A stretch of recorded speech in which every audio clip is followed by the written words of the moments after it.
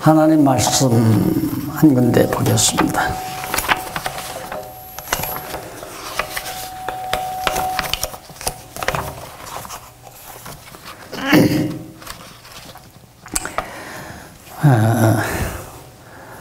골로새서 2장 8절 말씀 봉독합니다. 골로새서 2장 8절입니다.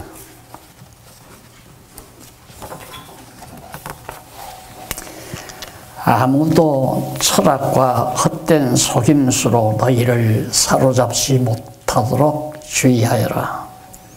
이런 것들은 사람의 전통과 세상의 초보적 원리들을 따른 것이지 그리스도를 따른 것이 아니다. 한 절 말씀 봉독해 드렸습니다. 제가 이 박 목사님 통해서 오늘 저녁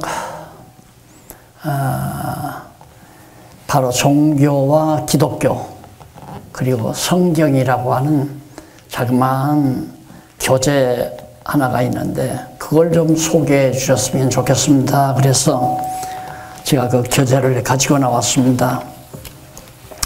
사실은 이제 제가 목회하면서 초신자들 교회에 나오게 되면 이걸 좀 가르치려고 마음을 먹었는데 일찍이 이걸 집필을 못하고 목회 은퇴하고 나서야 이걸 마련을 하고 제가 강의한 적이 있습니다. 우리 한국 교회가 지금 상당히 어려움을 많이 겪고 있는데 그 이유는 뭐냐면 자꾸만 기초가 흔들리니까요. 교회가 기초가 흔들리면 다 불안하잖아요. 그래서 기초부터 견고하고 튼튼하게 하나님의 주님의 몸된 교회를 지어야 된다고 하는 그런 생각에서 바로 이 초신자 신앙 입문을 하고자 하는 분들에게 전해드리려고 이걸 마련을 했습니다. 근데 좀 분량이 오늘 2시간을 통해서는 조금 버겁지만은 핵심적인 내용을 한번 정리를 해서 소개해 드리려고 생각합니다. 사실은 지상에 주님의 몸된 교회를 세워놓고 하나님께서 우리를 통해서 해나가시는 일은 비진리와의 투쟁이거든요. 우리가 진리반석의 교회를 세워놓고 이 세상에는 비진리가 너무 많으니까 그 비진리와 투쟁하도록 그렇게 하나님께서 역사하고 계십니다. 그래서 고린도후서 10장 4절 이하에 보면 우리 싸움의 무기는 육체에 속한 것이 아니고 하나님으로 말미암아 견고한 성을 무너뜨리는 강력한 무기라고 그렇게 말씀하죠. 그리고 우리는 헛된 사상들을 파괴하고 하나님의 지식을 대적하여 높아진 것들을 모두 파괴하고 모든 생각을 사로잡아 그리스도에게 복종시키는 일이 바로 오늘 이 지상에 있는 교회가 해야 될 일이라고 생각을 합니다. 성경이 또 그렇게 말씀하고 있고요. 그러나 현실은 그러지를 못하죠. 도리어 세상 지식에 완전히 사로잡혀가지고 억눌려가지고 교회가 지금 침체의 길을 벗어나지 못하는 그런 처지에 놓여 있다는 것은 다 잘 알고 계시는 일이라고 생각을 합니다. 그래서 인간에게 있어서 무엇보다도 특이한 것은 인간은 종교라고 하는 것을 가질 수 있다는 거거든요. 동물 세계에는 종교가 없잖아요. 인간 세계에만은 종교가 있습니다. 어떤 사람은 이력서에 종교를 쓰라고 하면 무교라고 써요. 무교. 종교가 없다.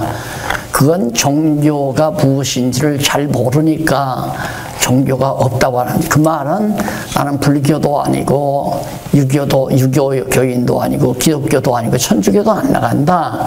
그런 얘기거든요. 그런데 종교라고 하는 것이 뭐 천주교나 유교나 불교나 기독교만의 종교가 아니라 다 각자 사람은 자기 나름의 종교를 가지고 있어요. 전부 종교가 없는 사람은 하나도 없습니다. 한 예를 들면 과거 이제 무지한 시대에는 황제 제도가 있었죠. 지금도 황제라고 하는 것이 더 있지만은 제국주의 황제가 있잖아요. 로마 황제라든가 바빌로니아 황제라든가 페르시아 황제라든가 이 황제가 있었는데 이게 바로 뭐냐면 황제는 신이 보낸 재상이라는 얘기거든요. 그래서 최고로 높기 때문에 이 황제는 자기 나름대로 또 하나의 종교를 만들어요. 느부갓네살 왕도 느부갓네살 바빌로니아 왕도 자기 나름의 신상을 만들어서 백성들로 하여금 절하게 만들잖아요. 그 하나의 종교라고 말입니다. 그런데 아직도 이제 황제라고 생각하는 그런 영국 같은 데는 왕제도가 있잖아요. 왕제도가 있는데 여왕 해가지고. 근데 일본은 천왕이라고 그러죠. 천왕. 예, 하늘의 왕이다. 그래서 아마 천왕제도는 일본밖에는 없을 겁니다. 그러니까 일본 사람들은 전부가 다 종교인이에요. 사람을 갖다가 천왕으로 만들어 놓고 천왕 앞에 다 머리 숙이고 천왕 앞에 충성하고 이제 바로 종교라고 하는 겁니다. 그런데 종교라고 하는 것을 특별히 무슨 제도라든가 어떤 경전이라든가 이런 것만 있어서 종교가 아니라 인간은 뭔가를 의지해야 하는, 자기 혼자서는 외로워서 살 수 없는, 그리고 알잖아요. 인간 자기 자신이 얼마나 연약한 존재인가를 알기 때문에 자기보다 강하고 힘 있는 것을 의지하고 싶어 하는 겁니다. 그게 누구나가 다, 예를 들어서 어떤 사람은 돈이 하나의 섬김의 대상이 될 수도 있어요.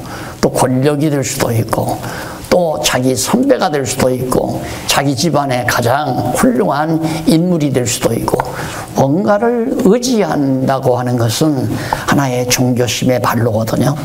그래서 이 종교라고 하는 것이 사실 이렇게 난무해도 되는 것인가. 그래서 보통 일반적으로 사람들이 종교를 택할 때는 자기가 나약해졌을 때, 병들었을 때라든가 사업하다가 망했을 때라든가 안 그러면 위기에 봉착했을 때, 그때 이제 종교를 갈망하는, 누군가가 뭔가 나를 도와줬으면 하는 그런 바람에서 그런 종교심이 더 발로가 되는 겁니다. 그러나 종교라고 하는 것은 엄밀히 따지면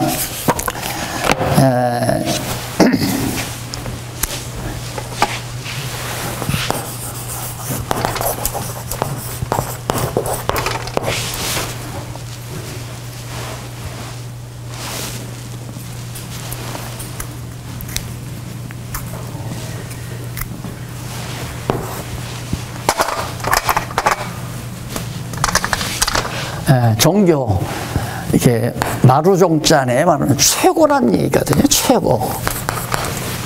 마루, 쫙 끝, 높은 끝. 그 다음 가르칠 교, 가르침. 최고의 가르침이라는 얘기입니다.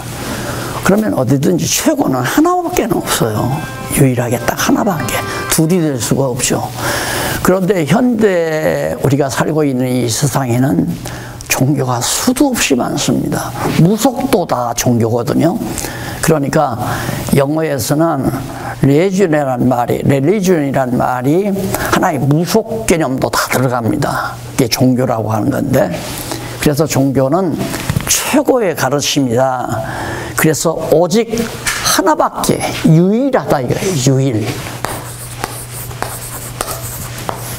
유일한 것 하나밖에는 없다.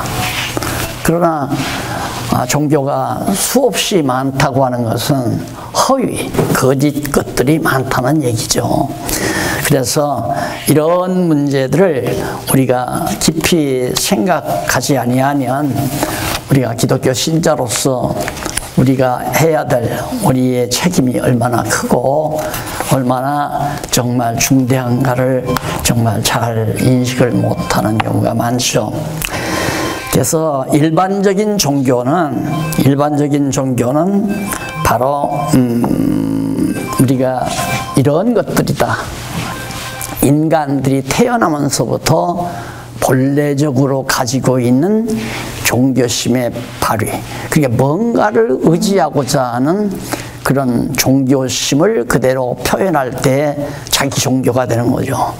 부모를 의지해도 부모가 종교죠. 그래서 유교 같은 것을 보면 어렸을 때 보면 부모가 세상을 떠나게 되면 장례를 치르고 나서 그 영정을, 부모의 영정을 저 마루 끝에다가 모셔놓습니다. 거기다 모셔놓고 촛불을 켜놓고 아침 저녁으로 이제 음식을 가져다 놓고 매일같이 3년 동안인가를 이제 그 부모를 모시잖아요.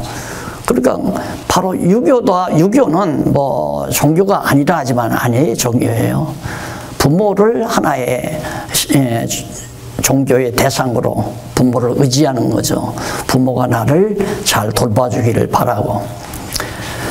그래서 이제 그런 종교들이 어떻게 해서 만들어지느냐 하면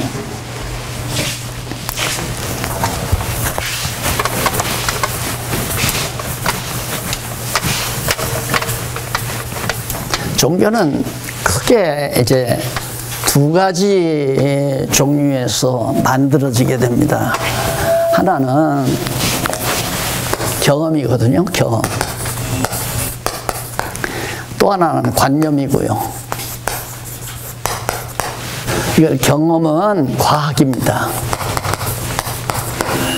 관념은 철학이고요. 관념적인 성격이 짙은 분들은 이제 철학적 소양이 있는 거고요. 경험에 강한 사람들은 과학적 소질이 있는 사람이죠. 눈으로 보고 내가 경험하고 그게 내가 관찰할 수 있고 내 감각으로 경험할 수 있는 것, 그게 물질 아니에요, 보이는 것. 그 이제 경험을 기초로 해서 이제 과학이 발전하게 되고요. 관념은 그냥 상상의 나래를 펴는 거예요. 사유죠. 생각에서 유추해 가는 겁니다. 아, 이러면 이렇고 이러면 이럴 것이다 라고 사유관념에 사유하는 작업을 통해서 어떤 목표를 향해 추론해 가는 그런 것을 하나의 철학이라고만 하잖아요. 그래서 과학적 기능을 가지고 이 경험을 기초로 해서 만들어진 것이 대표적으로 유교라고 할 수 있고요. 그 다음 관념을 기초로 해서 만들어진 것이 하나의 불교라고 그렇게 대표적으로 이해를 하시면 됩니다. 유교는 실제 이 세상 살아가면서 이제 사실 정치 철학이나 같아요. 공자의 유교 사상은 정치 철학이고요. 그 이전에는 이제 관념적인 것도 포함이 되지만은 실제 우리에게 전해지는 모든 유교적인 교훈들 이런 것들은 전부가 다 경험으로 만들어지는 그런 것들입니다. 그런데 여기에서 이제 이 두 가지 종교가 문제가 되는 거예요. 뭐냐면 이게 이제 하나의 영원한 세계라고 가상을 하세요. 영원한 세계다. 끝이 없는 무한대의 세계다. 여기에 이제 유한한 세계가 이렇게 이게 바로 피조세계거든요. 하나님께서 영원하신 하나님이 여기 피조세계를 만들어 놨단 말입니다. 이 우주를 천상천하. 예, 그러니까 눈으로 보고 몸으로 경험할 수 있는 한계가 최고로 여기라고 생각하면 됩니다. 그러니까 이걸 다 경험하려면 아주 아주 고도의 망원경이 필요하고, 작은 걸 보기 위해서는 현미경이 필요하죠. 현미경과 망원경으로 볼 수 있는 한계가 바로 이 한계라고 생각하면 유한한 거죠. 유한. 이것은 유한한 거고, 여기는 영원한 거고요. 영원한 거고. 영원과 유한은 다르잖아요. 저는. 그래서 이제 이 경험이나 관념은 어떻게 일어나느냐면, 경험은 과학자들은 이걸 다 알아보려고 하는 겁니다. 이 물질 세계, 하나님이 지어놓으신 이 세계를 다 파악해 보려고 망원경도 만들어 놓고 현미경도 만들어서 저 멀리 있는, 그게 요즘에 이제 제가 컴퓨터 하나를 다시 바꿨는데요. 거기에 보니까 사진이 자꾸 나와요. 근데 그 사진 중에 놀라웠던 게 뭐냐면, 굉장히 멀리 은하를 넘어서서, 은하를 건너서 그 먼 세계에 화려한 그런 천체 세계들이 막 꽃밭이에요, 완전히. 그런 하나님의 피조 세계가 그렇게 보이더란 말입니다. 그런데 그게 다가 아니에요. 그 너머에도 또 있을 거란 말입니다. 그래서 사실 이 과학이라고 하는 것이 지금 한계가 부딪힌 게 뭐냐면, 현미경을 만들어서 아무리 보아도 그 작은 것에 대한, 아주 미세에 대한 한계를 모르겠어요. 어디까지가 미세의 한계인지, 그리고 더 나가서는 어디까지가 큰 건지, 거대. 아무리 망원경을 통해서 또 보고 또 보아도 한계가 안 나와요. 그래서 과학이 지금 벽에 부딪힌 것이 뭐냐면, 미세와 거대의 한계를 모르겠더라. 그러면 이것도 지금 다 모른다는 얘기거든요. 하나님이 지어놓으신 우주, 이 유한한 세계조차도 과학이 지금 다 경험도 못했고 보지도 못한 거예요. 망원경을 통해서도 못 봤고 현미경을 통해서도 작고 아원자까지 딱 들어갔는데 그것보다 더 작은 것을 보려니까 안 보인다 이 말이에요. 그게 아주 한계에 딱 접했거든요. 그런데 문제는 뭐냐면, 얼마 전에 호킹 우주과학자, 호킹 물리학자, 호킹이 세상 떴잖아요. 뜨면서 하나님 없다. 그러면서 하나님 없다. 그 다음 바로 뒤이어서 아인슈타인이 또 세상 뜨면서 뭐라고 그러냐면, 같이 아인슈타인도 하나님 없다라고 그랬어요. 원래는 아인슈타인은 하나님 없다고 한 게 아니라 불가지론 얘기했어요. 있어도 모르고 없어도 모른다. 있는지 없는지 모른다. 양심적인 얘기였죠. 이 안에서 하나님을 찾을 수가 없잖아요. 하나님이 지어놓은 만물 안에서 하나님을 못 찾는데, 이것도 다 못 본 주제에, 이것도 다 관찰을, 경험을 해보지 못했단 말입니다. 관찰도 못하고. 그러고 나서 하나님 없다라고 말한 것은 과학자가 아니에요. 학자가 아니에요. 양심을, 자기 양심을 속인 거거든요. 모른다고 해야죠. 미세와 거대의 한계를 모르겠더라 그 말은, 이 자체도 다 확인하지 못하고 경험하지도 못한 주제에 하나님이 있다, 영원하신 하나님이 있다 없다라고 말한다는 것은 어불성설이죠. 해서는 안 되는 일 아닙니까? 그런데 현대인들은 그들의 말에 완전히 다 그러면 그렇지, 하나님이 이기는 뭐가 있어, 하나님 없다고 말하잖아요. 그래서 이렇게 교회가 다 침체하고 있는 거예요. 점점 공부하는 사람은 많이 늘어나고 실력 있고 현대 학문에 아주 재치 빠른 젊은 세대들이 계속해서 늘어나는데, 교회는 그냥 하나님 믿어라, 천국 있다, 하나님 믿고 하나님 경외해야 복받고 잘 산다, 이런 식이 과거 몇십 년 전만 해도 그때는 그걸로 됐어요. 가능했어요. 그러나 지금은 안 되잖아요. 하나님이 있는지 없는지 어떻게 알아요? 자, 그러면 과학은 이건 엉터리 아니에요. 과학적으로 하나님이 있다 없다 증명할 수 있나 없나? 없다 이 말이에요. 있는지 없는지 증명이 안 돼요. 과학적으로는. 왜?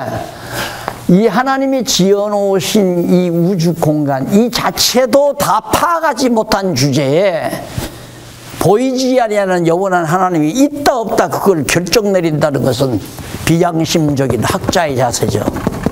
있을 수가 없는 얘기예요. 자, 그런데 불교는 뭐냐? 이 철학이에요. 철학. 이 관념에 의해서 이건 상상의 나래를 펴는 거예요. 상상의 나래. 그러니까 왕궁에서 살던 이제 석가모니가 밖에 나와서 상여가 나가고 울고 불고 그러니까 인생은 왜 나아서 병들어 죽어야 하나, 이제 생각의 장인 거예요. 그래서 그게 이어져 가지고 그냥 왕궁 떠나서 그거 해결하려고 아무것도 보이지 않는 깊은 산 속에 로뎀나무 밑에 앉아서 명상만 했잖아요. 관념, 생각만 했다 이 말이에요. 생각만 하다 보니까 결국에는 윤회설이 나오고요. 윤회설.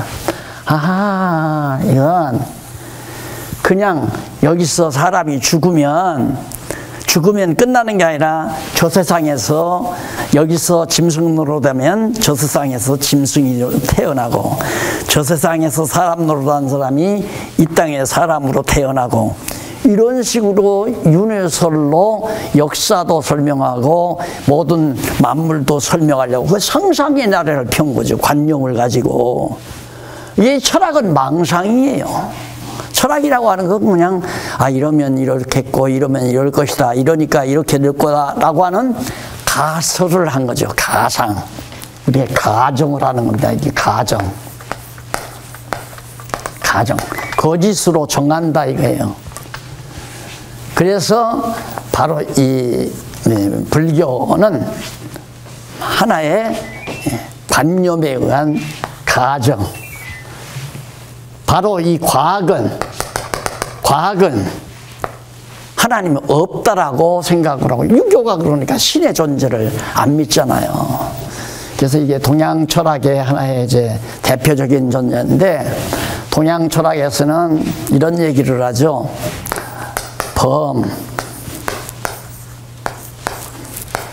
범아 인려. 범아인려. 모든 것과 나는 하나와 같다. 하나 같다 이거예요. 범아인려. 그러니까 동양 철학을 한마디로 딱 정리하려면 이렇게 딱 정리하면 돼요. 모든 만물은 모든 만물은 나와 하나와 같다. 나와 만물은 하나다 이거예요. 하나. 이게 이제 이걸 얘기하는 거죠. 이거. 이제 유교가 바로 그런 거예요. 쉽게 말하면. 그래서 인내천이라는 말도 있잖아요. 인내천.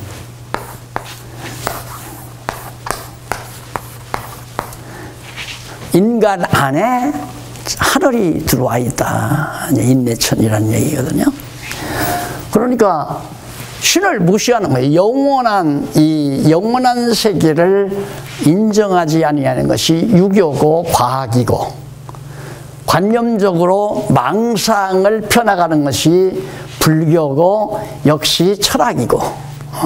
그래서 여기 아까 봉독해 드린 말씀처럼 철학 아무것도 아니다 그거예요. 아까 제가 처음에 봉독해 드린 골로새서 2장 20절에 나오는 얘기, 이제 8절에 나오는 얘기 읽었죠.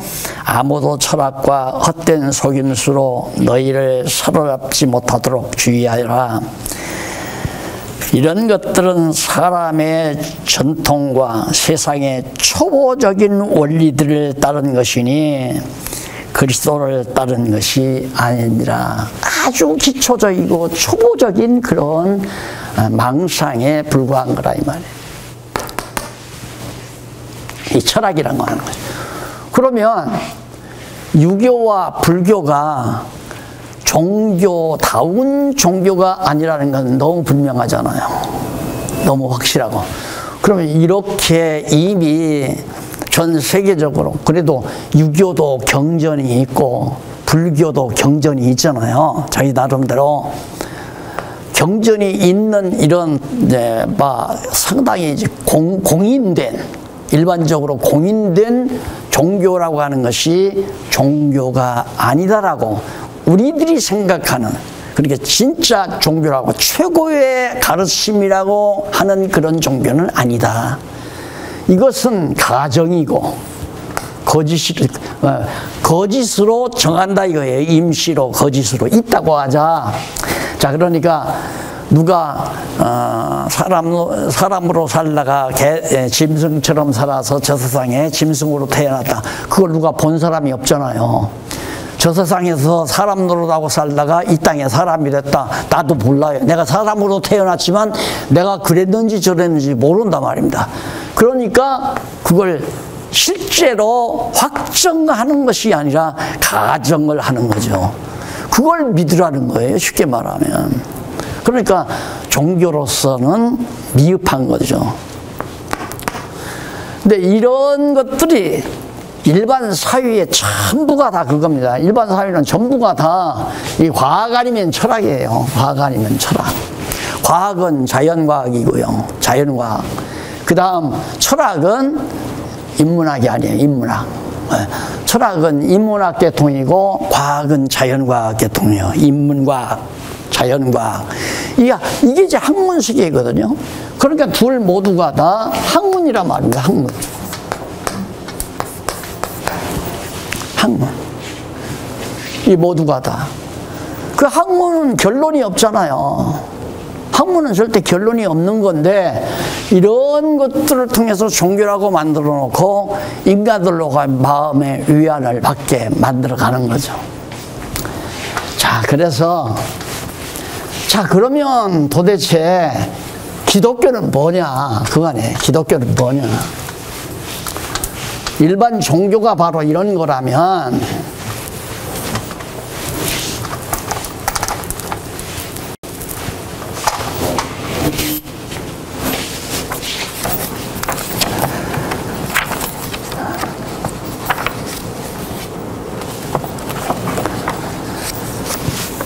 교재 37페이지에 보면 기독교란 무엇인가라는 내용이 나옵니다. 한번 잠깐 그 성경 본문을 제가 읽도록 하죠.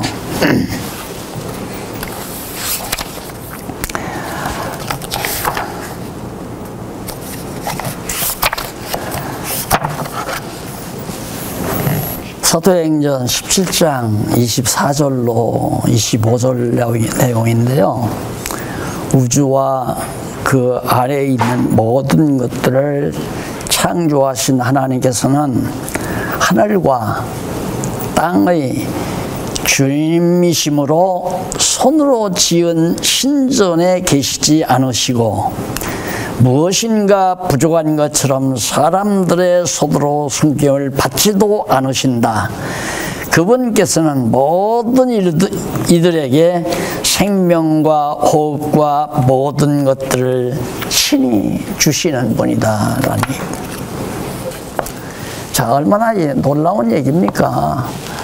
자, 한두 구절에 나오는 사도행전 이 말씀, 이게 바울이 이제 아데네 가서 설교하면서 한 얘기인데, 얼마나 지금 우리 기독교가 성경과는 그 본디의 진리와는 아주 거리가 멀게 지금 흘러오지 않았나 하는 것을 단적으로 우리가 판단할 수 있잖아요. 왜냐하면 바울이 아덴에 딱 가보니까 많은 사람들이 종교심이 강해요. 종교성이 강하다는 말은 뭔가를 의지하고 섬기고 싶은 그런 속성이 강하단 말입니다. 그러니까 누구나가 종교성은 다 가지고 있는데 그것이 강한 자가 있고 약한 자가 있고, 약한 자는 누가 약한가? 돈 많이 벌어놓고 또 성공하고 자녀들이 잘 되고 형통한 사람들은 종교성이 약해요. 왜? 자식들이 다 잘 되고 돈도 많고 성공했으니까 힘이 있잖아요. 그러니까 자기를 믿는 거죠. 그러니까 그렇게 힘 있는 사람은 나 하나님 믿지 말고 내 주먹을 믿으라, 그렇게 나오는 거예요. 자신이 있다 이거예요. 나는 누구 의지하지 않아도 살 자신이 있다. 왜? 돈도 많이 벌어놓고 좋은 아이템 가지고 사업도 지금 번창하고 있고 자녀들도 아주 훌륭하게 잘 자라서 판검사가 맺히고 뭐 딸이 이제 뭐 정말 의사가 맺히고 이런 식으로 아주 튼튼하게 가대가 이루어진 사람은 종교성이 약해요. 약한 게 아니라 약하게 작용을 하죠. 그러나 병들고 가난하고 힘없고 연약할 때 그런 사람들은 이제 종교성이 강한 거예요. 종교성이 강하게 작동하는 거예요. 행운의 여신이 좀 나타났으면, 나를 누가 좀 와서 도와줬으면, 이럴 때 정말 행운의 여신이 나를 돕지 않을까. 우열의 어떤 정말 복이 돌아오기를 바라는 것도 전부 하나의 종교성의 발로거든요. 그런데 바울이 아덴에 딱 가보니까 거리거리마다 신전이 있는 거예요. 신전. 제가 저 동남아에 좀 가보니까요, 그 골목골목마다 막 향불 펴놓고 뭐 이렇게 우상 만들어 놓고 그런 것들이 올방올방 참 많더라고요. 동남아에 불교 영향을 많이 받아서 그렇겠죠. 그러니까 바울이 아덴에 갔을 때도 이제 그런 형식이었던 것 같아요. 그러니까 신을 모르니까 아까 여기 말씀드린 대로 영원한 하나님을 유한세계 안에서는 찾을 수가 없잖아요. 눈으로 보이지 아니하는 하나님이니까. 문제는 여기에 있어요. 눈으로 보이지 아니하는 하나님을 어떻게 하나님이라고 말할 수가 없잖아요. 그러니까 하나님을 만드는 거예요. 자기 상상으로. 그래서 인자한 모습을 만든다거나 무서운 모습을 만든다거나 뭐 아주 재능 있는 모습을 만든다거나 만들어 놓고 거기다가 이제 정성을 들이는 거죠. 예를 들면 한 가정에 두 부부가 쫓겨나가지고, 마을에서 쫓겨나가지고 아무도 없는 산중에 가서 살게 돼요. 그럼 거기 가서 이제 자녀들을 낳고 산단 말입니다. 그럼 의지할 곳이 없잖아요. 낮에는 가서 맹수들 가서 사냥을 해서 잡아와야, 산짐승을 잡아와야 끼니를 떼할 수 있으니까. 그런데 늘 무섭단 말입니다. 밤에는 맹수들이 들끓고, 낮에 만약에 사냥을 갔다가 맹수에게 물려 죽을 수도 있고, 그게 불안하니까 한쪽 구석에다가 이제 그 자기 정성을 들일 수 있는 그걸 이제 우상처럼 만들어 놓고 뭐 거기다가 촛불을 켜놓고 생불을 피고, 그러고는 사냥하러 가기 전에 거기다가 이제 정성을 들이는 거예요. 오늘 또 무사하게 좋은 먹거리 잡아가지고 사냥하고 돌아오게 해주세요. 맛있는 꽁도 잡고 좋은 들짐승도 잡고, 그래서 우리 가족들이 건강하게 잘 살 수 있도록 도와주세요 하고 정성 들이고 가면 마음의 위안이 되잖아요. 그게 종교예요. 그래서 종교는 인류 문화의 시작부터 이제 만들어진 거거든요. 그런데 바울이 아덴에 가서 보니까 그 모양이라. 그래서 모르니까, 하나님을 잘 모르니까 아지 못하는 신이라. 모르는 신에게 지금 우리는 정성을 드린다 그거예요. 서서 붙여놓고 신당에다 붙여놓고 거기서 이제 제사하고 경배하고 이렇게 하니까 사도 바울이 너희들이 알지 못하는 신을 내가 알게 해주겠다 그러면서 가르쳐줘요. 그래 우주와 그 안에 있는 모든 것들을 창조하신, 여기 나오잖아요. 우주와 모든 것들을 창조하신, 이 우주와 모든 것, 이거 다 창조했다 이 말입니다. 이런 신께서는, 창조하신 하나님께서는 하늘과 땅의 주님이시므로 이 영원한 세계와 피조 세계의 주인이다 이거예요. 하늘과 땅의. 그러니까 창조 기사를 보면 운물과 아랫물을 나눠놓고 하늘이라 하잖아요. 그 공간을 하늘이라 하고, 아랫물 세계에서 육지가 드러나서 이제 땅을 창조하거든요. 그게 바로 이거라요. 하늘과 땅 모든 주인이 하나님이시다. 그래서 인간의 손으로, 사람이 손으로 지은 신전들에 계시지 않다. 너희들이 알지 못하는 신에게라 제사하기 위해서 지어놓은 그런 신방 땅, 신당, 그런 데는 하나님 안 계시다. 그리고 또 하나는 중요한 게 뭐냐면, 무엇인가 이 하늘과 땅의 주인 되시는 하나님이 뭘 부족해서 인간이 섬기기를 원하는 그런 신이 아니다. 섬김받기 원하는 신이 아니다. 그러나 오늘 우리 기독교의 기본적인 게 뭐냐면, 하나님 잘 섬겨라. 이게 하나님 잘 섬겨라. 하나님 잘 섬긴다는 게 뭔가, 하나님의 집 화려하게 잘 지어놓고, 또 하나님께 연보도 좀 많이 내고, 하나님의 일을 많이 하고, 하나님을 섬기는 거라면 다 그렇게 가르쳤잖아요. 또 그렇게 지금 현재 성도들이 알고 있고. 자, 근데 하나님은 그런 하나님이 아니다. 섬김을 받지도 않으신다.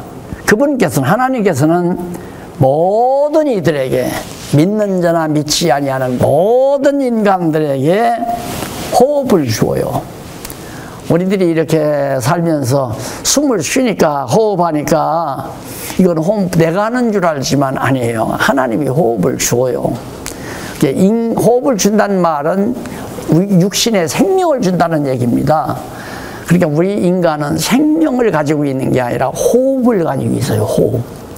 생명의 여파로 되어진 거죠. 생기를 불어넣었잖아요. 하나님께서 숨을 쉬어서 불어넣었단 말입니다. 그러니까 우리가 숨을 쉬고 사는 거예요. 그러니까 목숨이 끊어지는 것이지 생명이 죽는 게 아니에요. 목숨이 끊어지는 것이지. 그래서 호흡도 주고, 그리고 생명과 호흡 다, 생명은 이제 우리의 영혼의 생명이죠.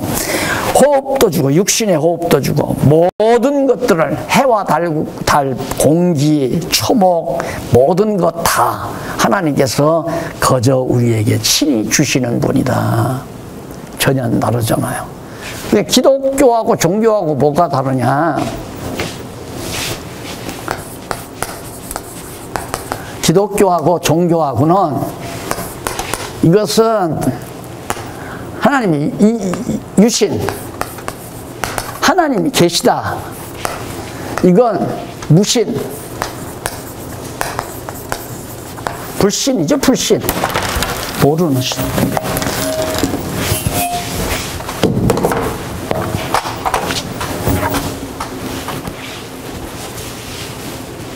하나님의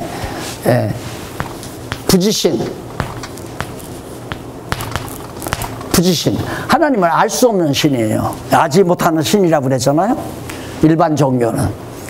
기독교는 반드시 존재하는데, 이것은 알 수 있는 신이에요. 확실히 알 수 있는 신. 존재한다는 것도 알고, 그분이 가지고 있는 속성이 어떤 분이신지도 알고, 확실히 알 수 있는 그런 신을 믿는 건데, 여기는 하나님의 은혜로 생명도 받고, 목숨도 여기 나오잖아요. 목숨이 아니라 호흡도 주고, 생명도 호흡도, 그리고 우리가 살아가는 데 있어서 먹고 입고 쓰는 모든 것을 다 하나님께서 은혜로 주시는 분이에요. 여기는 섬기는 거예요. 섬기는 거. 도리어 신에게 뭔가 다 갖다 바쳐야 된다 이 말입니다. 돈도 바치고, 정성도 바치고, 절도 바치고, 모든 것 다 신에게 바쳐야 되는 거. 전혀 다르잖아요. 기독교와 종교가, 일반 종교가 완전히 다르다. 그런데 왜 기독교가 그러면 이런 식으로 기독교를 변질시켜 놨는가? 그 이유가 이제 다음 시간, 두 번째 시간에 이제 나오는데, 정말 답답한 일이죠. 너무너무 답답한 일 아니에요. 그러니까 종교가 무엇이고 기독교가 무엇인지 한계를 분명히 모르는 거예요. 그리고 또 하나는 중요한 건 뭐냐면, 여기 기독교는 천래 하늘에서 내려오셔요. 우리를 찾아서 내려와요. 여기는, 이 종교는 하나님이 우리를 찾아오는 게 아니라 인간이 하나님을 찾는 거예요. 내가 하나님을 찾아서 나아가는 거예요. 여기는 인간이 하나님을 찾는 게 아니라 하나님이 인간을 찾아오시는 거고, 전혀 다르다 이 말입니다. 그러니까 기독교와 종교에 대한 한계를 명확하게 해 주어야 될 이유가 있어요. 성도들에게. 이렇게 완전히 다르다 하는 걸 깨닫게 해야죠. 그래서 기독교의 정의를 정확하게 정리하라면 거기 39페이지 중간쯤 나오죠.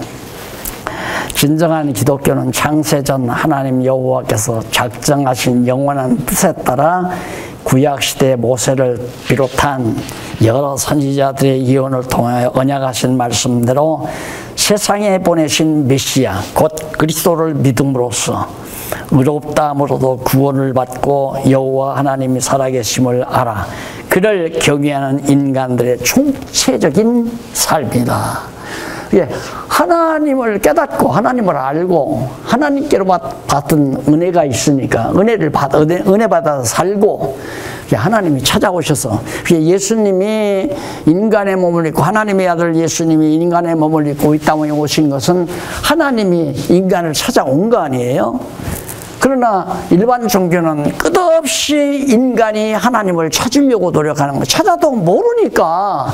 그래서 알지 못하는 신에게라고 말도 나오는 거고, 또 과학자들은 신이 찾아도 없으니까. 한때 인공위성을 타고 처음에 이제 달에 도착한 사람이 있잖아요. 그 사람이 갔다 와서 하는 얘기가 아무리 살펴봐도 하나님은 안 보이더라, 없더라 이거예요. 그러니까 이 안에서 나오니까 영원하신 하나님을 이 안에서 어떻게 말해요? 하나님이 형상을 지니신 하나님 같으면 이 하나님의 피조세계에서 하나님을 발견할 수 있지만은 하나님은 이 유한세계를 창조하신 보이지 아니하는 영이시기 때문에, 신이기 때문에 인간의 눈으로 확인할 수 없는 거란 말입니다. 그래서 바로 종교와 이방 종교와 기독교는 완전히 차별화되고 전혀 그 기초도 근본도 다 다르다. 그 다음 거 이제 41페이지에 가보면 이제 그 기독교의 근원을 보면 원래 기독교는 여기서부터 하나님 시작했잖아요. 하나님께서. 이 하나님이 영원하신 하나님이 자존하시는데 이 자존하신 하나님이 영원한 하나님의 나라를 창조해요. 영원한 하나님의 나라를 영원한 세계에서 영원한 하나님의 나라를 창조해요. 그리고는 그 하나님이 바로 당신을 계시하기 위해서 바로 이 유한세계를 창조해요. 그러니까 영원한 하나님의 나라에 대한 모형이죠. 실체적인 모형. 이걸 창조를 해놓고 아담을 만들어서 이거 다 네가 다스리고 주관해라 이거예요. 아담들이 다. 근데 아담이 타락했잖아요. 타락하다 보니까 결국은 아담은 이걸 주관권을 빼앗기고 결국은 완전히 여기에 저주까지 덮여버려요. 완전히. 그러니 아무것도 모르죠. 저주가 덮인 아담이 아무리 하나님을 보려고 해도 하나님과 이제 결별했는데 하나님을 타락하기 전에는 하나님하고 같이 대화했잖아요. 하나님하고 같이 대화를 했는데 완전히 타락한 다음에는 하나님을 등져버렸으니까 하나님을 모르잖아요. 그러니까 하나님께서 당신을 계시하기 위해서 이제 섭리를 하는 것이 바로 이 지상의 역사란 말입니다. 그러니까 기독교는 시작은 근본적으로 영원하신 하나님이 시작을 했다. 그러나 실체적으로는 예수 그리스도 오심으로 실질적으로 역사 속에서 시작된 것은 예수님이 오신 이후부터 바로 기독교라고 하는 이 우리들이 살고 있는 이 세상에 기독교라고 하는 하나의 이 집단이 처음 생기게 됐다. 그러니까 근원적으로는 영원부터 근원이 있었고요. 그 다음 실제적으로는 예수 그리스도 오심으로 그 이전엔 유대교였으니까요. 근데 유대교도 사실은 전도가 다 영혼에서 이어지는 거죠. 영혼으로부터 이렇게 다 하나님으로부터 이어져서 결국은 예수님 오심으로 기독교가 이루어진 것이다. 그런데 어떤 사람들은 기독교 역사가 유교 역사보다도 작고 불교 역사보다도 짧다 뭐 이런 식으로 얘기를 해가지고 아주 비하하는 사람들이 있어요. 그 무식해서 그래요. 무식해서. 예수 그리스도가 오신 것은 기독교의 그 본질을 드러내기 위해서 예수님이 오신 것이지, 이미 기독교는 영원한 때부터, 기독교는 여호와 하나님을 경외하는 것이 기독교의 본질이니까 여호와 하나님이 생존하시면서부터, 존재하시면서부터 했으니까 영원한데 근원을 가지고 있다, 기독교는. 그리고 실제적인 시간 세계 속에서 지금 우리가 가지고 있는 신약교의 근본은 바로 예수 그리스도 오신 이유다, 이렇게 이해를 하시면은 아마 틀림이 없을 겁니다. 그리고 이제 기독교의 중요한 요건이 뭐냐, 아주 기독교가 꼭 갖추어야 될 중요한 요건은 뭐냐면, 첫째, 신적인 계획이에요. 하나님의 계획, 작정이죠. 작정.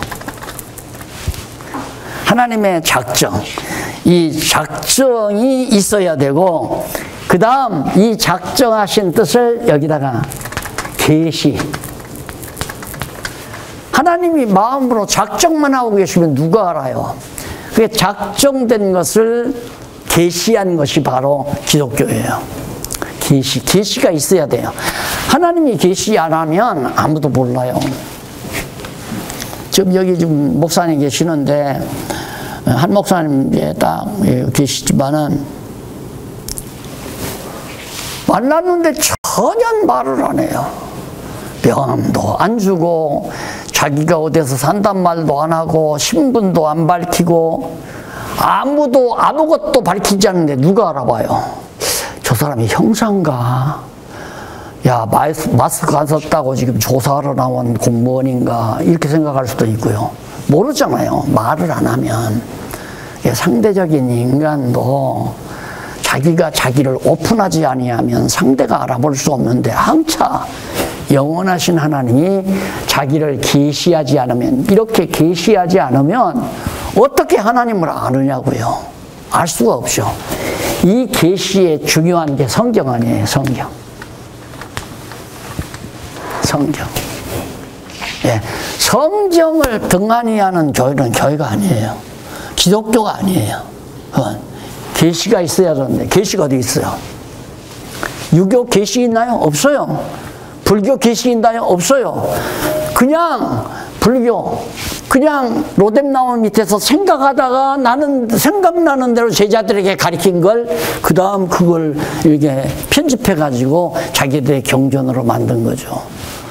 공자도 마찬가지예요. 공자도 제자들에게 가르친 거, 그걸 다 주워 모아가지고 자기들의 경전으로 만든 거죠. 하나님의 계시가 아니라 말입니다. 유일하게 이 세상에서 하나님의 계시가 있는 것은 기독교밖에 없잖아요. 오직 기독교. 그래서 신적 계시가 반드시 있어야 된다. 그 다음 신적 계시뿐만 아니라 신적 능력이 있어야 돼요. 신적 능력, 신적인 권능.